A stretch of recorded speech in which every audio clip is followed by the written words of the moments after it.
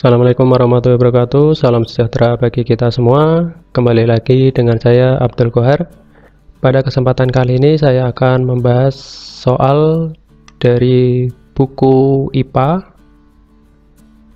SMP kelas 9 semester 1. Pada kesempatan kali ini saya fokus membahas pada bab sistem perkembangbiakan tumbuhan dan hewan.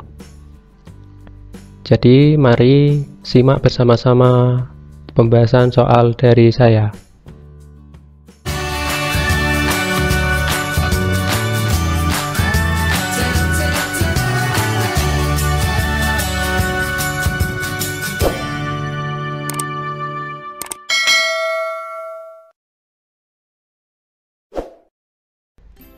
Baik, kita mulai dari soal yang pertama.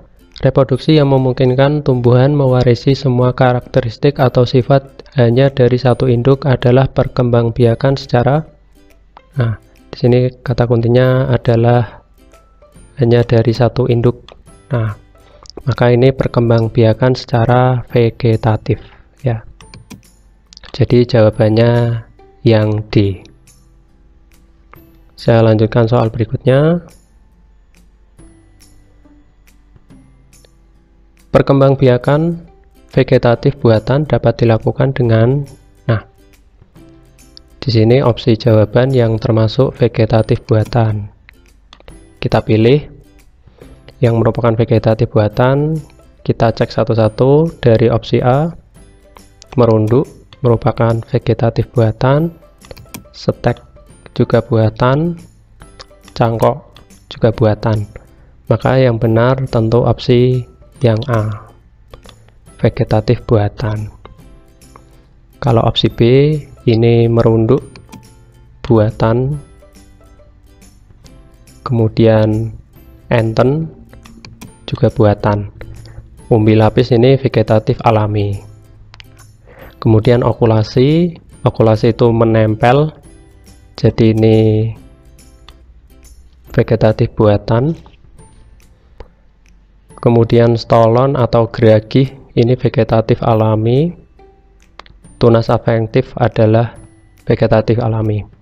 Kemudian rizoma ini adalah vegetatif alami. Kemudian enten vegetatif buatan. Kemudian tunas adventif adalah vegetatif alami. Jadi sudah jelas yang benar adalah yang A, vegetatif buatan.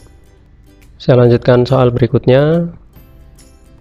Berikut menunjukkan seekor kupu-kupu hinggap pada tanaman bunga A, lalu membawa serbuk sari dari tanaman bunga A ke tanaman bunga B. Hasil yang akan terjadi dari peristiwa tersebut adalah, nah, jadi kupu-kupu dari bunga A di sini membawa serbuk sari, kemudian hinggap di bunga B. Nah, kita lihat ini bunganya jenisnya berbeda. Maka yang akan terjadi opsi yang D, ya. Tidak akan terbentuk keturunan karena serbuk sari berasal dari jenis tanaman yang berbeda. Jadi jawabannya yang D. Saya lanjutkan soal berikutnya. Gambar berikut menunjukkan tanaman buncis pada tahap pertumbuhan yang berbeda. Urutan tahapan pertumbuhan yang benar. Nah, di sini ada gambar tanaman buncis yang mengalami pertumbuhan. Kita tinggal mengurutkan saja tahapan pertumbuhannya. Jadi dari biji tanaman buncis nomor 2,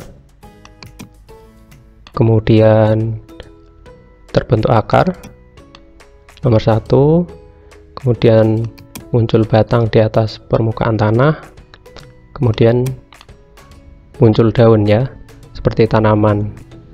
Jadi tentu urutannya 2, 1, 4, 3. Jadi jawabannya yang benar opsi B. Saya lanjutkan soal berikutnya. Dayu meletakkan beberapa biji kacang di piring yang diberi kapas basah. Siti juga menaruh beberapa biji kacang di piring dekat piring Dayu dan merendamnya dalam air. Setelah 2 hari, biji kacang milik Dayu tumbuh berkecambah, sedangkan biji milik Siti tidak tumbuh. Penyebab tidak tumbuhnya biji kacang Siti adalah, nah seperti yang kita ketahui di soal, biji kacang milik Siti ini direndam dalam air, ya. Maka tentu kurang banyak mendapatkan udara, ya. Maka dari itu biji kacang milik Siti tidak berkecambah atau tidak tumbuh. Nah, penyebab tidak tumbuhnya biji kacang milik Siti karena tidak mendapat banyak udara. Nah, padahal biji kacang milik Siti memerlukan lebih banyak udara. Jadi jawabannya yang A. Saya lanjutkan soal berikutnya. Peristiwa yang terjadi selama fertilisasi pada hewan adalah, nah, fertilisasi adalah pembuahan atau penyatuan sel sperma dengan sel telur. Jadi jelas kalau fertilisasi yang di ini ya, penyatuan inti sel sperma dan inti sel telur. Saya lanjutkan soal berikutnya. Perlakuan khusus pada serangga jantan agar tidak memproduksi sperma adalah, nah, untuk membatasi serangga jantan agar tidak memproduksi sperma bisa dilakukan dengan cara mengurangi jumlah populasinya. Jadi jumlah serangga dalam suatu tempat itu dikurangi, maka tentu serangga-serangga tersebut tidak memproduksi sperma. Jadi jawabannya yang C. Saya lanjutkan soal berikutnya. Untuk mencari tahu apakah biji tumbuh lebih baik di tempat terang, kita dapat melakukan kegiatan. Nah, untuk mencari tahu dan membuktikan apakah biji itu tumbuh lebih baik di tempat terang, maka kita tinggal membandingkan saja, memberi perlakuan. Jadi biji yang satu ditempatkan di tempat yang terang, biji yang satunya kita tempatkan di tempat yang gelap. Maka tentu yang benar kegiatan yang opsi D, ya. Jadi meletakkan biji satu kelompok di tempat terang dan yang lain di tempat gelap. Saya lanjutkan soal berikutnya. Ketika ulat menjadi dewasa, bentuknya akan menjadi, nah, ini peristiwa metamorfosis, ya.